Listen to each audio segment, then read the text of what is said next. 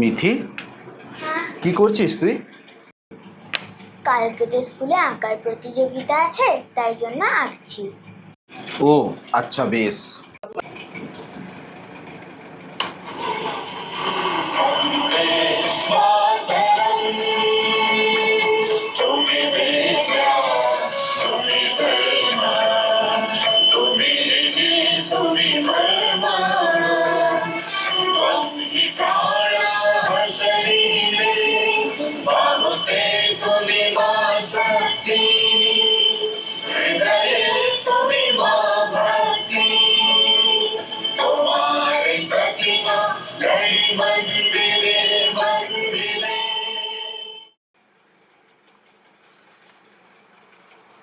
আসছি পরের খবরে। হোমে 4 প্রতিবন্ধী কিশোরীকে ধর্ষণ ও শ্লীলতাহানির অভিযোগ, গ্রেপ্তার হোমে 3 কর্মী।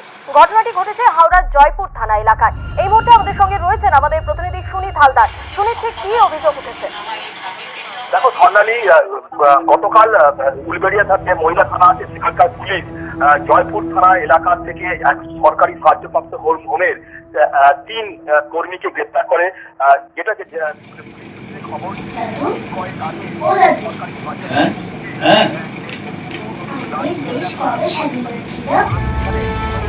আমাদের দেশ 15ই আগস্ট 1947 সালে।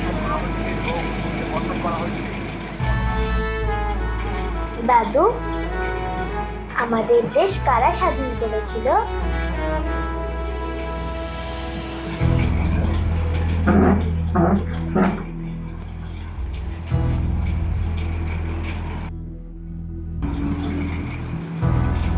অনেক মানুষ দেশের জন্য লড়াই করেছিল ব্রিটিশদের কাছ থেকে আমাদের দেশকে স্বাধীন করার জন্য। কেউ প্রাণ দিয়েছে, কেউ জেল খেটেছে।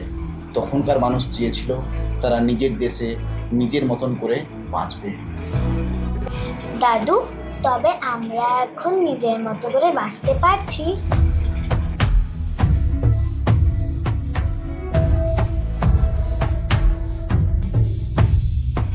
দাদু, ও দাদু, চুপ করে গেলে কেন?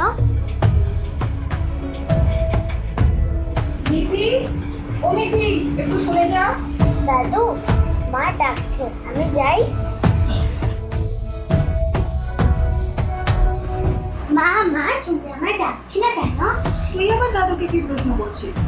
কিছু না, জানো আমি স্কুলে আঁকার কম্পিটিশনের নাম দিয়েছি। আচ্ছা, তাই কি আঁকবি? ভারত। আচ্ছা, আমার মেয়ে তো দেশপ্রেমিক হয়ে গেল। মা, স্বাধীনতা মানে কি? স্বাধীনতা মানে নিজের মতো করে বাঁচতে পারা। তাহলে মেয়েরা নিজের মতো করে রাস্তায় হাঁটতে পারে না কেন?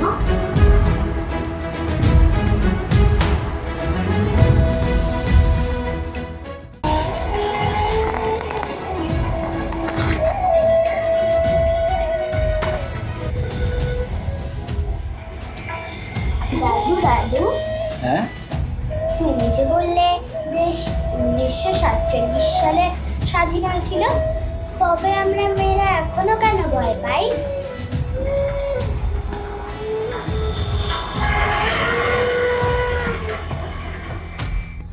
বস মা।